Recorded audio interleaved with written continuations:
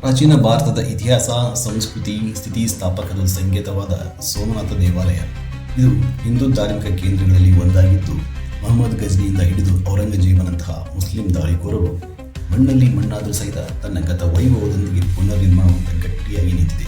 ಹಾಗಾದರೆ ಬನ್ನಿ, ಸೋಮನಾಥ ದೇವಾಲಯದ ಹಿನ್ನೆಲೆ, ಇತಿಹಾಸ, ಸ್ವಾತಂತ್ರ್ಯ ನಂತರದ ಸೋಮನಾಥ ದೇವಾಲಯದ ನಿರ್ಮಾಣಕ್ಕೆ ಉಂಟಾದ ಅಡ್ಡಿ ಆತಂಕಗಳ ಬಗ್ಗೆ ಇವತ್ತಿನ ಸಂಚಿಕೆಯಲ್ಲಿ ತಿಳಿಯೋಣ. ನೀವಿಂದು ನಮ್ಮ ಚಾನಲ್ನ ಸಬ್ಸ್ಕ್ರೈಬ್ ಮಾಡಿಲ್ಲ ಅಂದರೆ ದಯವಿಟ್ಟು ಸಬ್ಸ್ಕ್ರೈಬ್ ಮಾಡಿ, ಲೈಕ್ ಬಟನ್ನ ಒತ್ತಿ. ಸೋಮನಾಥ ದೇವಾಲಯ ಗುಜರಾತ್ ರಾಜ್ಯದ ಸೌರಾಷ್ಟ್ರ ಜುನಾಗಢ ಜಿಲ್ಲೆಯ ಪ್ರಭಾಸ್ ಎಂಬ ಸ್ಥಳದಲ್ಲಿದೆ. ಸಮಟೈಮ್ ಈ ಸ್ಥಳವನ್ನು ಸೋಮನಾಥ ಅಂತಲೇ ಕರೆಯುತ್ತಾರೆ. ಇದು ವಿಶಾಲವಾದ 56 ಕಂಬಗಳ ಕಟ್ಟಡ. ಈ ಕಂಬಗಳ ಮೇಲ್ಮೈ ಮುತ್ತು ರತ್ನಗಳಿಂದ ಕಂಗೊಳಿಸುತ್ತಿತ್ತು. ಇದು ಸುಂದರವಾದ ವಾಸ್ತುಶಿಲ್ಪ, ಉತ್ತಮ ಕೆತ್ತನೆಗಳ ಸಂಗಮವಾಗಿತ್ತು. ಇದರ ಗೋಪುರದ ಕಳಸ ಬಂಗಾರದಿಂದ ಜಗಮಗಿಸುತ್ತಿತ್ತು. ಸೋಮನಾಥ ದೇವಾಲಯ ಶ್ರೀಮಂತಿಕೆಯಿಂದ ಪ್ರಖ್ಯಾತಿಯನ್ನು ಪಡೆದಿತ್ತು.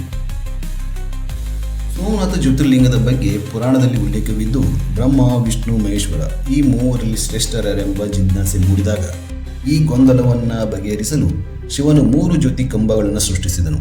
ಬ್ರಹ್ಮ ಮತ್ತು ವಿಷ್ಣುವಿಗೆ ಅದರ ಮೇಲಿನ ಮತ್ತು ಕೆಳಗಿನ ತುದಿಗಳನ್ನು ಕಂಡುಹಿಡಿಯಲು ತಿಳಿಸಿದಾಗ, ವಿಷ್ಣು ಅದರ ತುದಿಯನ್ನು ಕಾಣದೆ ಹಿಂದಿರುಗಿ ತುದಿ ಕಾಣದಿರುವ ಬಗ್ಗೆ ಶಿವನಿಗೆ ತಿಳಿಸುತ್ತಾನೆ. ಆದರೆ ಬ್ರಹ್ಮನು ತಾನು ನೋಡಿರುವುದಾಗಿ ತಿಳಿಸಿದಾಗ, ಬ್ರಹ್ಮನು ಸುಳ್ಳು ಹೇಳುತ್ತಿರುವುದನ್ನು ಮನಗಂಡ ಶಿವನು ಬ್ರಹ್ಮನಿಗೆ ಪೂಜೆ ಇಲ್ಲದಿರಲಿ ಅಂತ ಶಪಿಸಿ, ಸತ್ಯ ಹೇಳಿದ ವಿಷ್ಣು ಜ್ಯೋತಿಗೆದರನೆಂದು ತಿಳಿಸಿದ ಆ ಜ್ಯೋತಿಯೇ ಜ್ಯೋತಿರ್ಲಿಂಗ. ಮಹಾಭಾರತ ಮತ್ತು ಭಾಗವತ ಪುರಾಣ ಸೇರಿದಂತೆ ಸೌರಾಷ್ಟ್ರ ಕರಾವಳಿಯಲ್ಲಿರುವ ಪ್ರಭಾಸ್ ಸ್ಥಳವನ್ನು ತೀರ್ಥಯಾತ್ರೆ ಸ್ಥಳ ಅಂತಲೇ ಕರೆಯುತ್ತಾರೆ.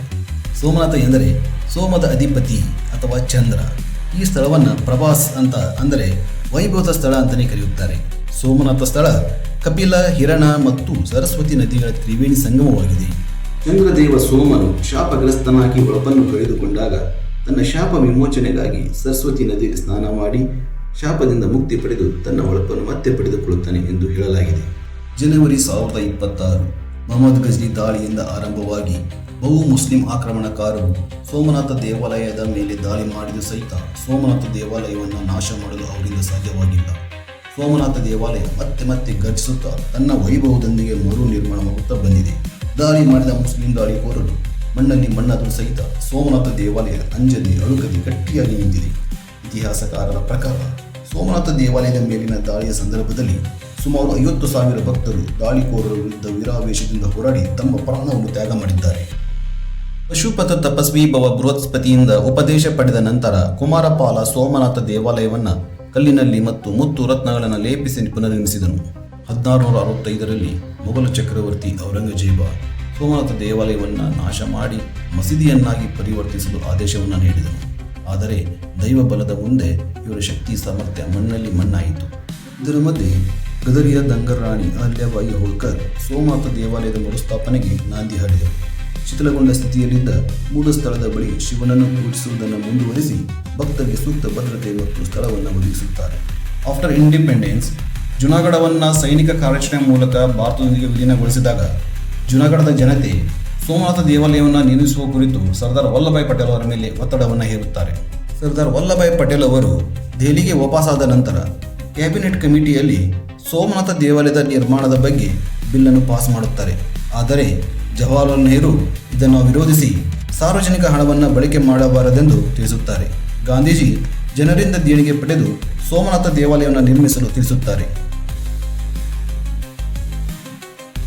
ಸರ್ದಾರ್ ವಲ್ಲಭಾಯ್ ಪಟೇಲ್ ಅವರ ಮರಣಾನಂತರ ಆಗಿನ ಕ್ಯಾಬಿನೆಟ್ ಮಿನಿಸ್ಟರ್ ಆದ KM ಮುನ್ಷಿಯವರು ಸೋಮನಾಥ ದೇವಾಲಯದ ನಿರ್ಮಾಣದ ಜವಾಬ್ದಾರಿಯನ್ನು ತೆಗೆದುಕೊಳ್ಳುತ್ತಾರೆ.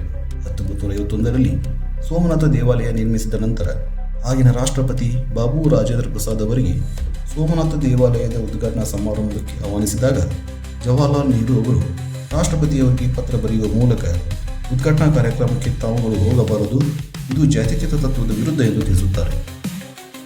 ಇದಕ್ಕೆ ಉತ್ತರಿಸಿದ ಬಾಬು ರಾಜೇಂದ್ರ ಪ್ರಸಾದ್ ಅವರು, ತಮ್ಮನ್ನು ಮಸೀದಿ ಅಥವಾ ಚರ್ಚ್ಗಳಿಗೆ ಆಹ್ವಾನಿಸಿದರೂ ನಾನು ಅಲ್ಲಿಗೆ ಹೋಗುವೆ.